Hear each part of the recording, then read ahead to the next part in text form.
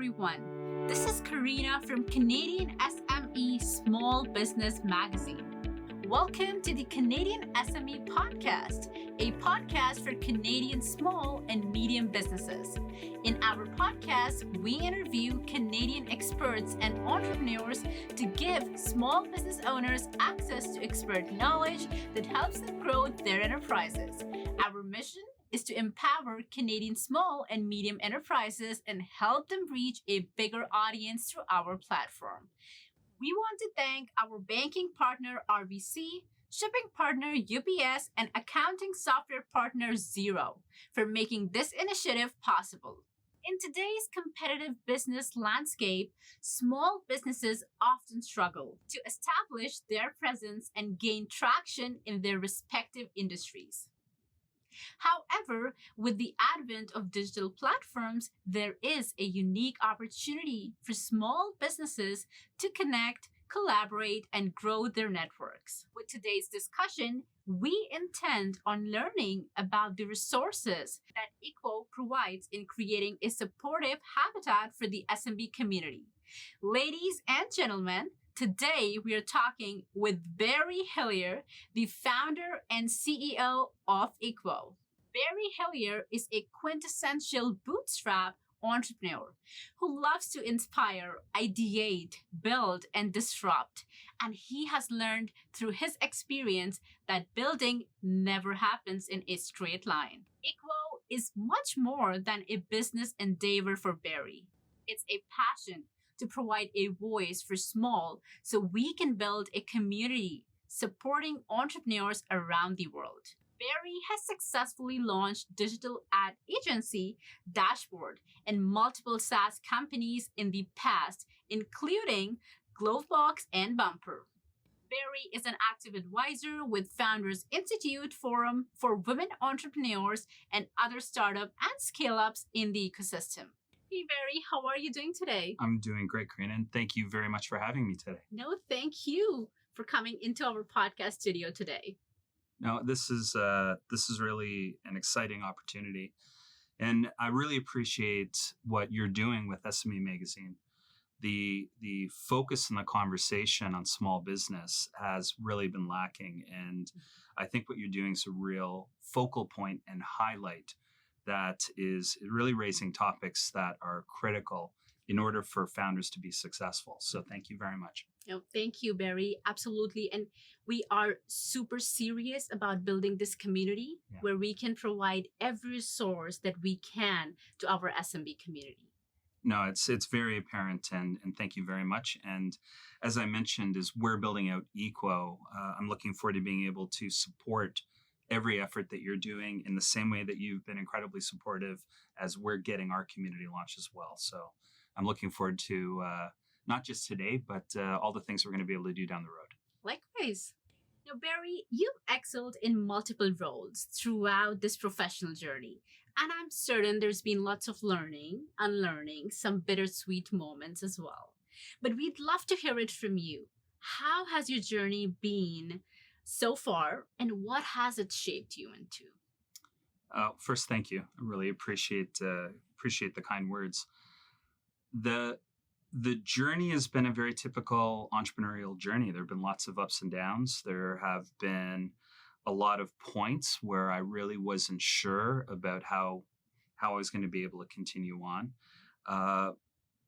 But overall, I think what I started to learn as I progressed, especially across different industries with different companies and different startups, was the most important learning was, how to keep going forward in spite of what will be multiple failures. It's kind of crossing that desert 1 foot at a time, hoping that you're going to see something that isn't a mirage, at the end of it.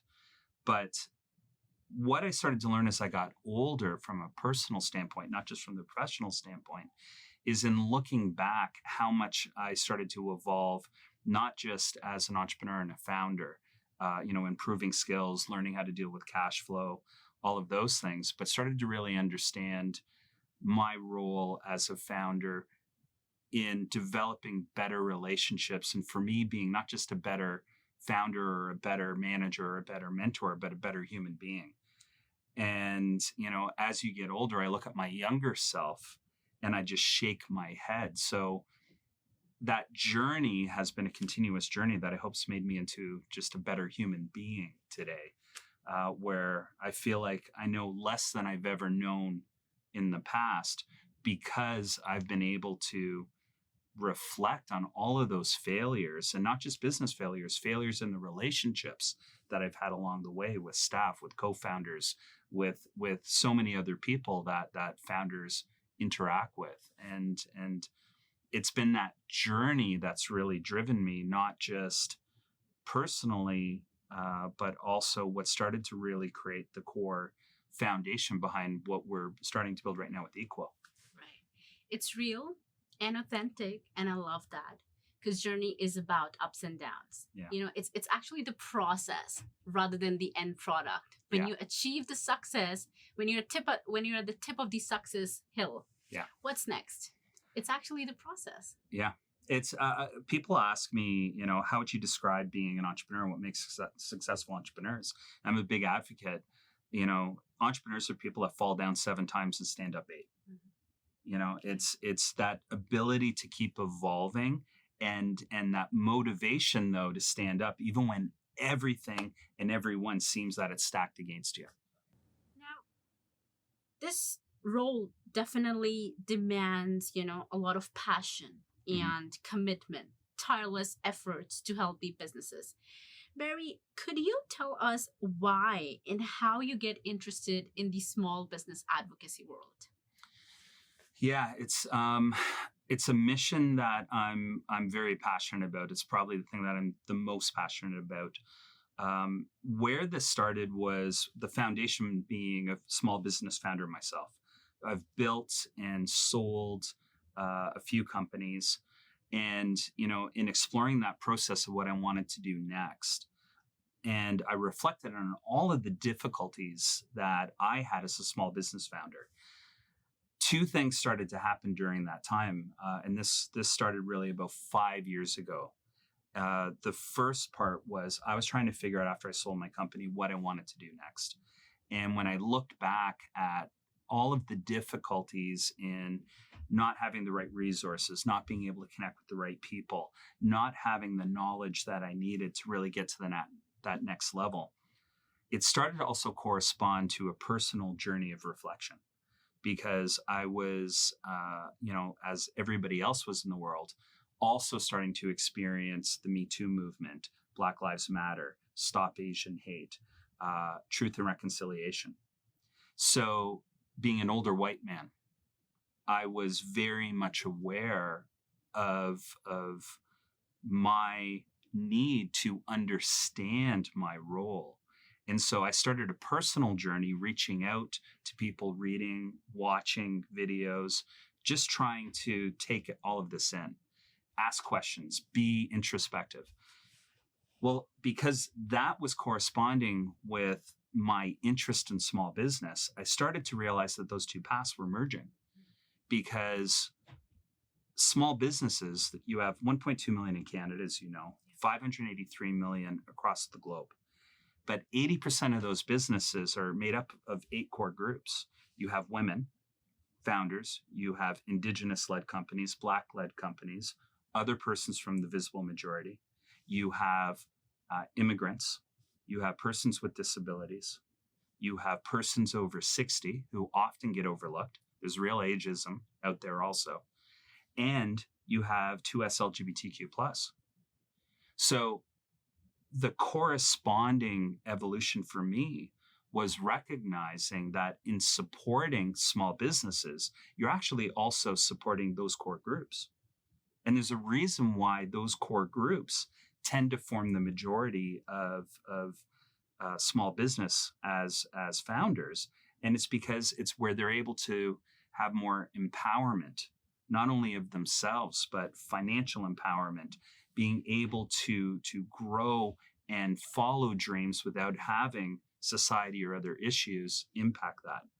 So as those 2 started to merge, the mission for me grew exponentially, because now it wasn't just about being supportive of small business, which is absolutely critical in terms of representing 70% of our jobs, vast chunk of global GDP, but also what would our communities look like without a thriving small business community? It adds flavor. Right. So all of these things kind of pulling together led me to really want to not only support small business, but to really understand the foundation of the people behind small business. Lovely. I have to say that I love the thought process behind the amalgamation of your journey. Yeah, It's thank you. empowering and it's uplifting. And it definitely helps people, get that mindset that everything needs to be a why. There needs to be a why behind every Absolutely. step you take. No, absolutely. And I think that why, when you have a mission that's bigger than you, I think that is really a foundation behind entrepreneurial success, that you're just not willing to let that fall, because you can't allow that to fail. And again, it goes back to fall down 7 times, stand up 8. Why do you keep standing up? Because that mission drives you. Now, in a business, challenges are inevitable. Yeah.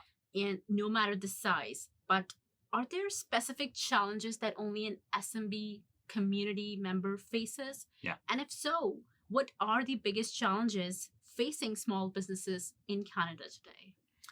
I think that there are a number that every founder is going to relate to. I would say that universally, cash flow management is the number one.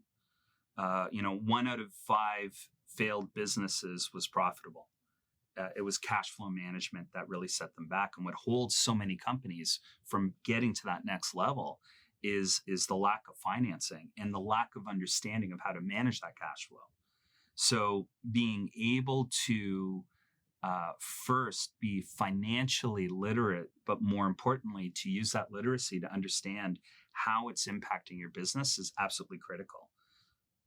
And then related to that, it's being able to fill in gaps. Most small business founders, and I'd say every big business started out as a small business. So I think that this is relatable to every founder that's out there. They've all experienced horrible setbacks. And they've all had major gaps, no matter how brilliant that they were. So being able to start a business because you love being a florist, or you love technology, or you love the coffee industry, or you love whatever it might be that you love. That's one thing. But being able to then have all of the skill sets in marketing, in branding, in sales, in operations, understanding the impact of legal structure, brand architecture, how to build a company that has the deeper understandings, depending on your industry, in operations like warehousing, 3PL, e-commerce. These are all things that most people don't have at the time, and they don't know who to turn to. And so the result is they're fumbling their way through. And when you don't understand or have the cash flow to manage that, often you run out of time, or you're not able to take advantage of certain opportunities.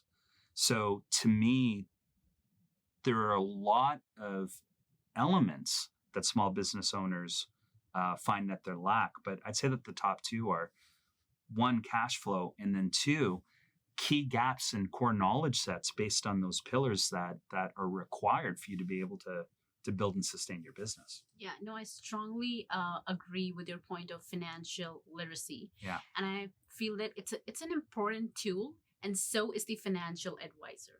Totally. And that's also, you raise a really good point there, because I think a lot of founders fail to separate themselves from the business. And they need to understand how to set up the business in a way that's going to help them and their family be secure. So, a great example is often a lot of founders won't pay themselves, or they won't set things up so that they're in a position that even if they don't have the cash flow, that they pay themselves, loan that back to the company so that they can at least later, when the company is able to make those payments, they're able to at least recognize the value of the work that they're putting into the business. So there's so many areas there that I think are critical to not only protecting the business, but make sure that you protect the financial integrity of the founders themselves, because your long-term financial position, it could suffer or it could be furthered greatly depending on how literate you are. Right. Now, obviously, with the proper preparation, small businesses can endure unprecedented times. Identifying areas of risk early is a critical step towards forming an effective strategy. Yeah. Now, eQuo's mission is to build a community of entrepreneurs, organizations, and individuals who share the vision of a thriving small business ecosystem around the world. Yeah. Barry, can you share any success stories or examples of how eQuo has helped Canadian small businesses? Yeah, we're just starting out, but I'm really excited. I'm really excited to share one story in particular. There was a young Indigenous woman who was starting her own consulting company, and she was working on how to advise companies in terms of being able to work with Indigenous communities. And she had a great offer, which was to basically get sponsored to put on an event. And this was, again, one of those area gaps from a knowledge standpoint that she didn't have. How do you put on a event? How do you manage that event and all these different aspects? So she had actually reached out. We've got a Slack channel that we call our Equopreneurs. And she had basically said, look, I need help. And what ended up happening was exactly what we wanted out of the community. All of these individuals provided not only some guidance, but a number of people said, I can help you with this aspect for the facility. I can help you with this aspect for signage. I can help you with this aspect when it comes down to catering. And so what ended up happening was the community came together and she was able to put on this incredibly successful event. And a lot of people are looking at big actions with big results. And I think it's important to recognize it's small things like that's what lead to big actions. Because now that she's put that together, she's now in a position to be able to take on more sponsorships, turn that into something that's recurring, not only creating new revenue for her, new visibility for her, but also now it's extending really critical messaging when it comes down to bridging the gap between Indigenous and non-Indigenous communities. So that was a really good example of how simple community support can help small businesses grow. Lovely. It's actually inspiring as well. And I loved how every team member of yours listed that they're an equopreneur. Yeah, it's that kind of came about by accident. Now I always like to give credit to the people that come up with these things, but somebody had been mentioning about we're a community that isn't just about the entrepreneur. We're a community that's about the people who love and support small businesses. And so they felt that equopreneur was a more fitting and more inclusive name, I guess you would call it. No, I definitely feel it adds to your brand, Yeah, your brand identity, and obviously it's identical. Yeah, thank you. Yeah. Ladies and gentlemen, we'll be right back after a short break.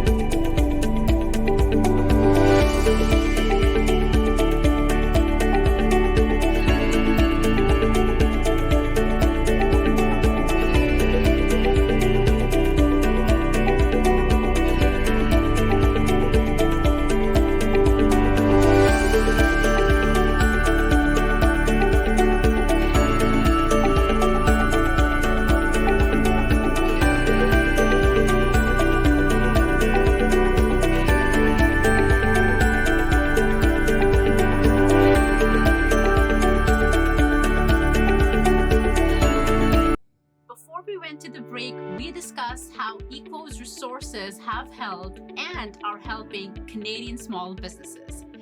Now, Barry, as we look towards the future, small businesses in Canada are poised to play an increasingly important role in the country's economic growth and development. Yeah. We'd like to know, what's your viewpoint on the future of Canadian businesses? I think when it comes down to Canadian business, I think that there's a lot of opportunity that is going to put Canada in a very unique place. I think when you take a look at our immigration policies and how they're increasing, we're looking at bringing in over 500,000 people. And when you take a look at immigrant entrepreneurs in particular, the stats actually show that immigrant entrepreneurs hire more staff than Canadian-born entrepreneurs, which hire a lot of staff. I mean, when you take a look at the overall job growth and the opportunity in the country, it's driven by small businesses. So I think that the opportunity for small business in Canada in particular is one where we can become a North Star for the globe. Because when you take a look at our societal approach to not only immigration, but also how we see ourselves as a multicultural society. And we are a society that still has a lot of problems, specifically with Indigenous communities. The issues of the genocide that's happened are very real. Issues that are surrounding Black Canadians and a lot of the treatment that has happened with so many of these communities is real. What's also real is these are the communities that are jump-starting their own businesses also. So in time, what I see happening is not only are they going to be creating an incredible imprint in their local communities that's going to lend a diversity so that we don't become a large business, insert the brand name on every street with each business looking the same as any other city. You're going to have very unique and very vibrant businesses. And if we're able to support those businesses, we're going to have an export because those small businesses are going to become big businesses. And we can't just keep looking at the Shopifys of the world or the Lightspeeds, which are incredible Canadian tech success stories.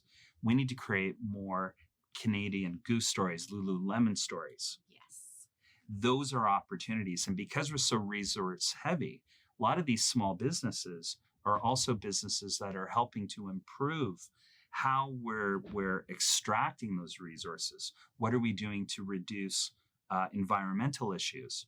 And so small businesses have a real role to play in every aspect of our society.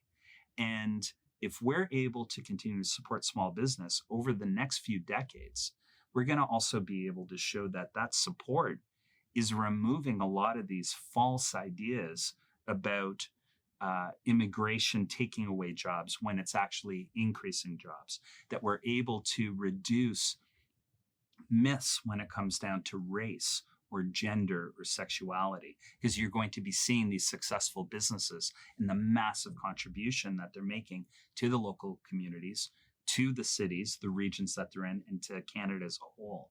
So where do I think small businesses are going to be? I think in Canada, if we support them, they're going to be at the forefront of a global revolution in terms of what small business can mean to solving a lot of issues globally.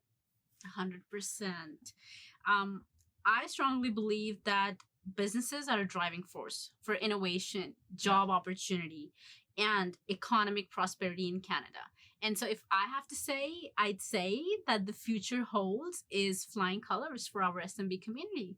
Yeah, no, I completely agree. And I think it's because of work that like Canadian SME is doing with the magazine, with your conferences. It's providing that level of support that is helping these businesses get access to the resources and the information that they need. So yeah, it's we're very aligned there. Thank you. Now, on that note, Barry, any final thoughts or advice for our aspiring entrepreneurs? Don't give up. I think when you're starting a business, it's really exciting at the beginning. And then you face this wall where you second guess yourself. And everybody experiences that. I think what's critical is follow that vision that you had, but don't start a business unless you feel so passionate about it. And it doesn't need to be a change the world. If you're passionate about flowers and you love how those flower bouquets make your customers feel, use that to drive you to create a little bit of light in the world, a little bit of happiness in the world. And recognize that this is a long game. I was just saying earlier today, that notion of fail fast, forgive my language, but I personally think that's bullshit. I think it's more important that you learn from your failures, that you get up from your failures, and that you keep going, because you don't know how far you're actually capable of going when you just keep pushing forward. And to me, find and connect with other people who have built businesses. I often hear people talk about, $1 million business as being a small business. But what I've said is, if you have ever built a business from nothing to $1 million, there's nothing small about it. So find those people around you who have done what you're hoping to do, and they're going to give you the support. And even if it's just, a coffee to vent over, it'll help you keep going. So just find those people as well. Love it. I love how transparently you said the message. Even there are negatives, there are stresses around the world of business, but still you got to be positive and just go ahead. Yeah. No, it's this is going to be the hardest thing you ever do when you start a company. And it's why so few people do it. But there are rewards, and so many founders could actually make more money had they just stayed in corporate world. But there's more than money behind starting your own business. There are freedoms.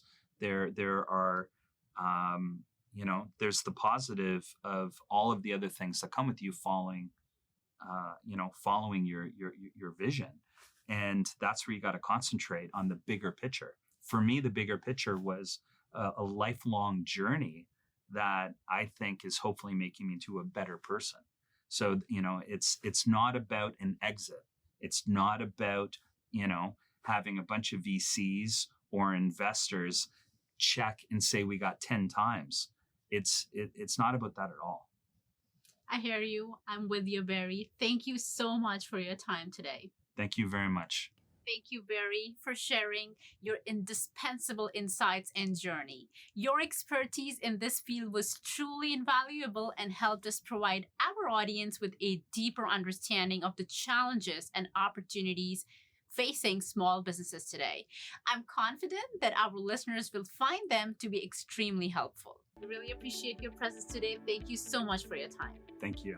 Once again, we would like to thank our exclusive banking partner, RBC, our exclusive shipping partner, UPS, and our exclusive accounting software partner, Xero, for supporting this initiative.